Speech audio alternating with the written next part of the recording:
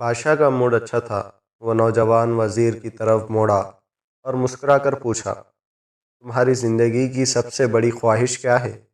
वजीर शर्मा गया। उसने मुंह नीचे कर लिया। बादशाह ने खह लगाया और बोला, तुम घबराओ मत, बस अपनी ज़िंदगी की सबसे बड़ी ख्वाहिश बताओ। वजीर घुटनों पर झुका और आजिज़ी से बोला, हुजूर, आप दुनिया की खूबसूरत तरीन सल्तनत के मालिक हैं। मैं जब भी ये सल्तनत देखता हूँ तो मेरे दिल में ख्वाहिश पैदा होती है, अगर इसका 10वां हिस्सा मेरा होता तो मैं दुनिया का खुश नसीब तरीन शख्स होता। वज़ीर खामोश हो गया। बादशाह ने खह लगाया और बोला, मैं अगर तुम्हें अपनी आधी सल्तनत दे दूँ तो? वज़ीर ने घबरा कर ऊपर देखा और आजिज़ी से बोला, बादशाह सलामत, ये कैसे मुमकिन है? मैं इतना खुशकिस्मत कैसे हो सकता हूँ? बादशाह ने फ़ौरन सेक्रेटरी को बुलाया और उसे दो अहकामात लिखने का हुक्म दिया। बादशाह ने पहले हुक्म के ज़रिए अपनी आधी सल्तनत नौजवान वज़ीर के हवाले करने का फरमान जारी कर दिया। दूसरे हुक्म में बादशाह ने वज़ीर का सर कलम करने का ऑर्डर दे दिया। वज़ीर दोनों अहकामात पर हैरान रह गया। बादशाह ने अहकामात पर मोहर लगाई और वज़ीर की आंखों में आंखें डालकर बोला, तुम्हारे पास 30 दिन हैं। तुमने इन 30 दिनों में सिर्फ 3 सवालों के जवाब तलाश करना है। तुम कामयाब हो गए तो मेरा दूसरा हुक्म मनसूख हो जाएगा और तुम्हें आधी सल्तनत मिल जाएगी, और अगर तुम नाकाम हो गए तो पहला हुक्म खारिज समझा जाएगा और दूसरे हुक्म के मुताबिक तुम्हारा सर उतार दिया जाएगा।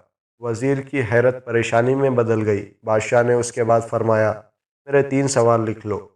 वज़ीर ने लिखना शुरू कर दिया। बादशाह ने कहा, इंसान की ज़िंदगी की सबसे बड़ी सच्चाई क्या है?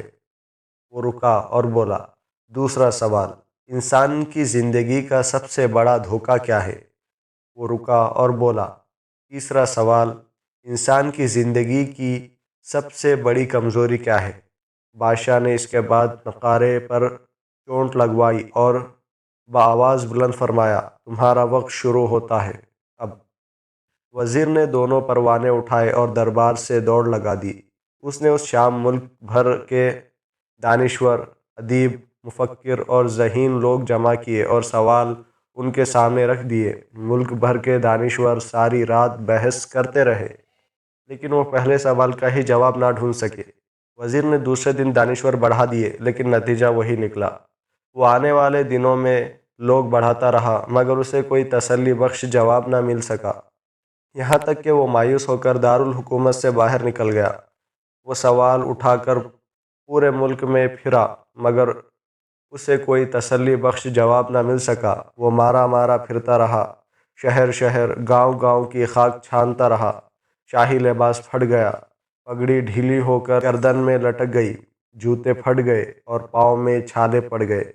यहाँ तक कि शर्त का आखिरी दिन आ गया। अगले दिन उसने दरबार में पेश होना था। वज़ीर को यकीन था ये उसकी ज़िंदगी का आखिरी दिन है। कल उसकी गर्दन काट दी जाएगी और जिस्म शहर के मरकज़ी पुल पर लटका दिया जाएगा। वो मायूसी के आलम में दारुल हुकूमत की कच्ची आबादी में पहुंच गया। आबादी के सिरे पर एक फ़कीर की झोंपड़ी थी। वो गिरता पड़ता उस कुटिया तक पहुंच गया। फ़कीर सूखी रोटी पानी में डुबोकर खा रहा था, साथ ही दूध का प्याला पड़ा था और फ़कीर का कुत्ता वो दूध पी रहा था। फ़कीर ने वज़ीर की हालत देखी, खह लगाया और बोला, जनाब आली, आप सही जगह पहुँचे हैं। आपके तीनों सवालों के जवाब मेरे पास हैं। वज़ीर ने हैरत से उसकी तरफ देखा और पूछा, आपने कैसे अंदाज़ा लगाया मैं कौन हूँ और मेरा मसला क्या है? फ़कीर ने सूखी रोटी के टुकड़े रखे, मुस्कुराया, अपना बोरिया उठाया और वज़ीर से कहा, ये देखिए, आपको बात समझ में आ जाएगी। वज़ीर ने झुक कर देखा। बोरिए के नीचे शाही खिलत बिछी थी। ये वो लिबास था जो बादशाह अपने करीब तरीन वज़रा को इनायत करता था। फ़कीर ने कहा, जनाब आली, मैं भी इस सल्तनत का वज़ीर होता था। मैंने भी एक बार आपकी तरह बादशाह से शर्त लगाने की गलती कर ली थी। नतीजा आप खुद देख लीजिए। फ़कीर ने उसके बाद सूखी रोटी का टुकड़ा उठाया और दोबारा पानी में डुबोकर खाने लगा। وزیر نے دکھی دل سے پوچھا، کیا آپ بھی جواب تلاش نہیں کر سکے تھے؟ فقیر نے قہقہے لگایا اور جواب دیا، میرا کیس آپ سے مختلف تھا، میں نے جواب ڈھونڈ لیے تھے۔ میں نے بادشاہ کو جواب بتائے، آدھی سلطنت کا پروانہ پھاڑا، بادشاہ کو سلام کیا اور اس کٹیا میں آ کر بیٹھ گیا۔ میں اور میرا کتا دونوں مطمئن زندگی گزار رہے ہیں۔ وزیر کی حیرت بڑھ گئی، لیکن یہ سابق وزیر کی حماقت کے تجزیے کا وقت نہیں تھا، جواب معلوم کرنے کی گھڑی تھی۔ چنانچہ وزیر اینکر پرسن بننے کی بجائے فریادی بن گیا اور اس نے فقیر سے پوچھا، کیا آپ مجھے سوالوں کے جواب دے سکتے ہیں؟ فقیر نے ہاں میں گردن ہلا کر جواب دیا، میں پہلے 2 سوالوں کا جواب مفت دوں گا، لیکن تیسرے جواب کے لیے تمہیں قیمت ادا کرنا ہوگی۔ وزیر کے پاس شرط ماننے کے سوا کوئی آپشن نہیں تھا، اس نے فوراً ہاں میں گردن ہلا دی۔ فقیر بولا، دنیا کی سب سے بڑی سچائی موت ہے۔ انسان کوئی بھی ہو، کچھ بھی ہو، وہ اس سچائی سے نہیں بچ سکتا۔ وہ رکا اور بولا، انسان کی زندگی کا سب سے بڑا دھوکہ زندگی ہے۔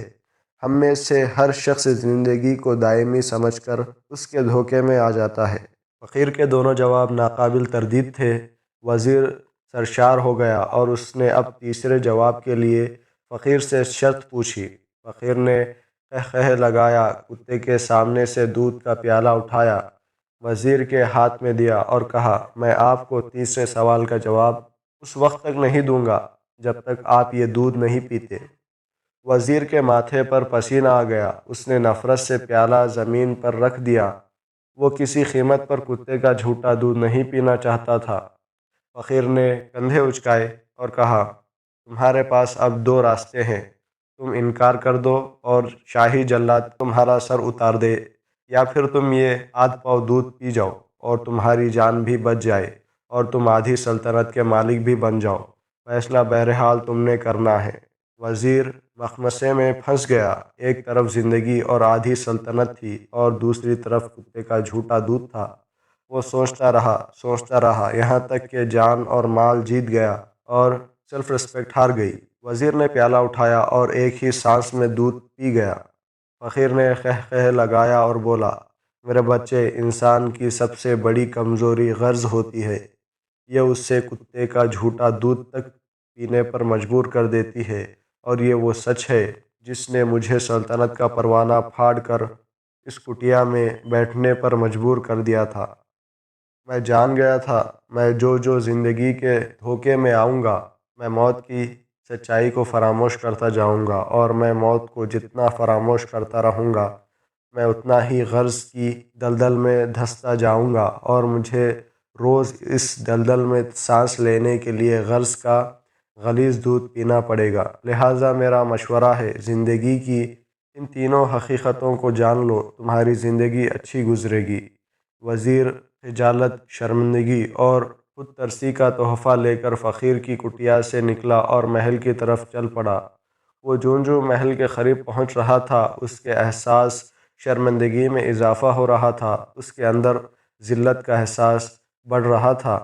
وہ اس احساس کے ساتھ محل کے دروازے پر پہنچا، اس کے سینے میں خوفناک ٹھیس اٹھی، وہ گھوڑے سے گرا، لمبی ہچکی لی اور اس کی روح قفس عنصری سے پرواز کر گئی۔ ہمیں کسی دن کسی ٹھنڈی جگہ بیٹھ کر زندگی کے ان بنیادی سوالوں پر ضرور غور کرنا چاہیے۔